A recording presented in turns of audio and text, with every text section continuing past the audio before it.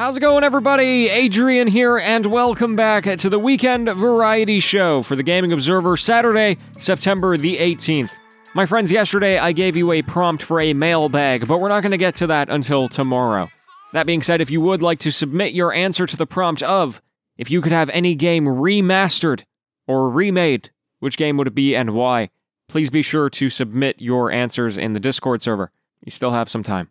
And today, what I want to talk about is actually kind of interesting. I think it's going to be a bit of a peek into my life, and maybe you'll even have some advice for me.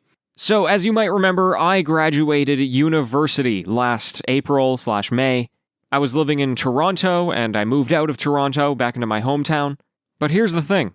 When Shelby and I were in school, our plan was always to travel after we had graduated. And obviously we couldn't do that because of COVID this year, but the world is starting to open up a little bit, certainly here in Canada, and we wanted to explore Canada anyway. And so when we moved back, we got an 8-month lease, which is going to be up in March.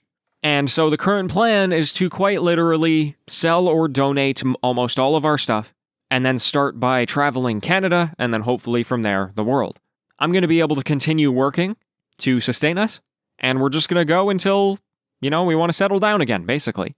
Okay, now why am I telling you all of this? Well, of course, one of the things that is on my mind as I'm thinking about being permanently away from home is how do I play my video games? And I think that now more than ever, I'm in a great spot to have my gaming with me where I go. So one of the first things that comes to my mind, of course, is the Nintendo Switch. Not only do they have a number of great first-party titles, but they have a number of third-party indies or even AAA games on there. And that's tremendous. Being able to take that wherever I go, that's going to be wonderful. Now, I will say we do have Joy-Con drift on one of our Switches, but I'm actually going to be sending that into repairs soon, which I'm actually doing in preparation of the traveling. But the other problem with the Switch is that technically it's not mine, it's Shelby's. And she doesn't play games very often, but when she does, I obviously am not going to have access to it. So I could either get a second Switch, which is possible, but I think the more likely solution is I need something else. One of the things that was very interesting to me was the Steam Deck that was announced, which is basically just the Switch but for your PC games. But those ended up being massively pre-ordered and also expensive, so I'm going to wait and see how people feel about that console before I buy one for myself. And then I think the last kind of obvious solution is, if I'm going to be working and traveling at the same time, then obviously I need to be working on some kind of machine. Most likely a laptop. Almost certainly.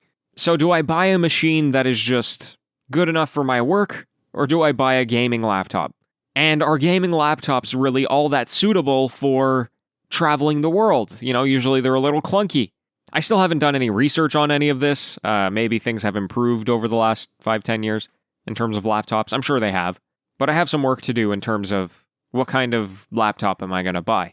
My current PC that I have, I'm probably going to throw it in storage. 2 of my monitors I'm going to sell. And then my main monitor, I bought it 5 years ago. It's still good. It's a really high quality monitor. I'm just going to put it in storage as well for whenever I settle back down again. And then, I've had some other ideas that I'm probably not going to go through with, but are certainly worth considering. One of them is just to get some older handheld consoles. I have a Nintendo DSi, which has a bunch of classics on there that I've never played. I've never owned a 3DS, so I could get one of those. Or even some of these consoles that are very popular for, emulation, if you think about the PlayStation Vita, for example. I could see, I think it's harder to find the PS Vita these days, but if I could figure it out, I think I could, you could see something valuable happening there. And then the other far-out idea, kind of, is, the Xbox Series S? That thing is, super tiny. I've seen people traveling with that thing when they go to conferences and stuff like that. I follow some professional wrestlers on Twitter who, travel for a living, and they will travel with the Series S because of just how tiny it is. So that's another idea. I don't think that's feasible because our plan is to go with as minimal possessions as possible. But it's an interesting idea, anyway. So I don't know, if any of you listening have experience traveling and gaming, please feel free to impart some wisdom. And otherwise, I will let you know how it goes in March, which is just about 6 months away. Super scary for us. My friends, thank you so much for tuning in. We're going to do the mailbag tomorrow, back with the news on Monday. And until next time, happy gaming, everyone.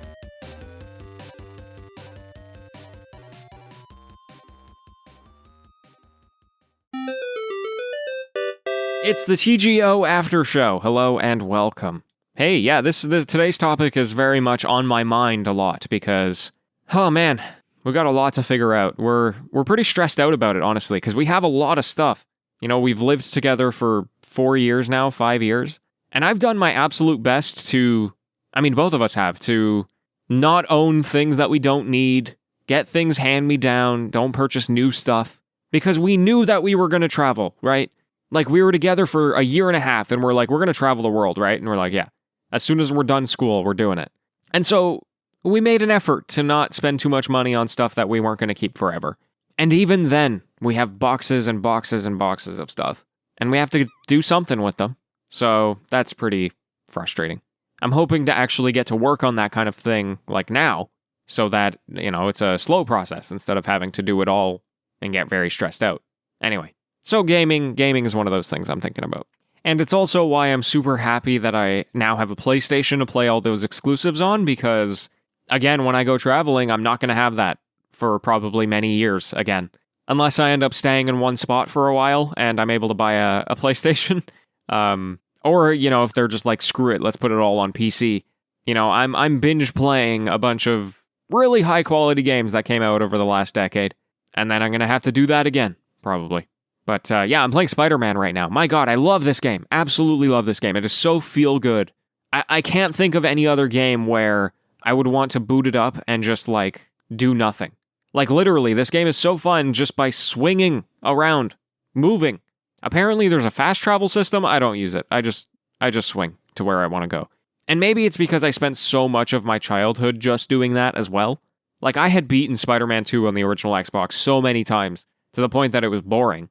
I didn't even care about the missions. You know, the missions were nonsense to me. It was the swinging that was fun. So, anyway, I'm loving this game.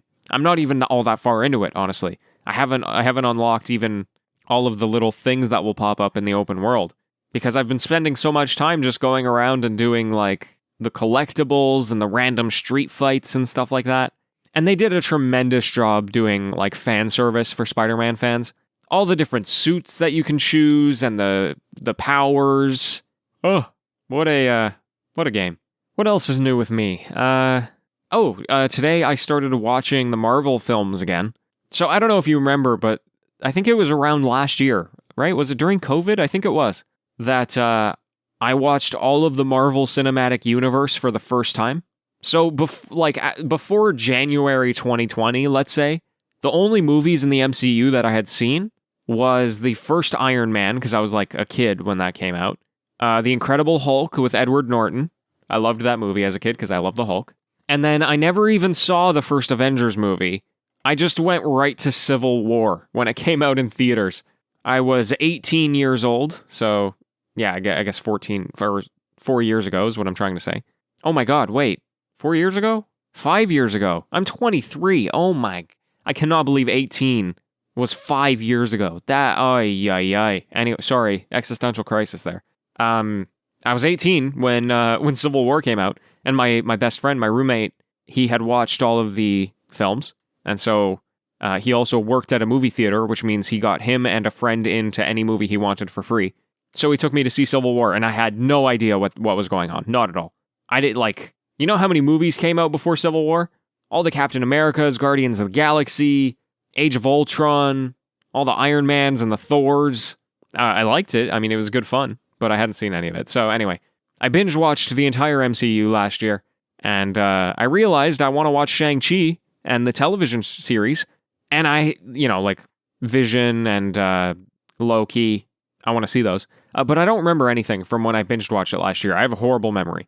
So I'm starting to rewatch some of the MCU movies where I need to freshen up, and then I'm going to dive into the new stuff.